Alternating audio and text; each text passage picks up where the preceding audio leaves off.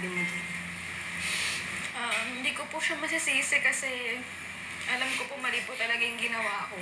Kaya po ngayon po humingi po talaga ako ng tawad sa kanya at pangunawa. Pero yung friendship po namin, hindi ko po yun pwedeng sirain na talagang hanggang hindi po kami magkaayos. Gusto ko po talaga masabi sa kanya. So, kung ikaw naman ang papipiliin or tatanungin, sino ang mas matimbang sa puso mo ngayon? Si Marvin, na talagang boyfriend, best friend, mahal na mahal mo?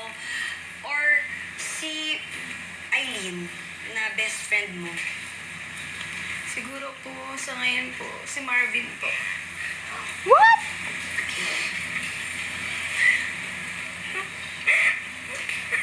OMG. Nagkalamat ang friendship ni na Eileen at Charmaine dahil na-in-love sila kay Marvin.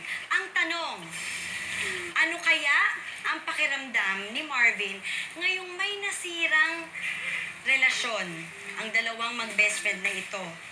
Alamin natin yan sa pagbabalik ng personalan ang unang hakbang.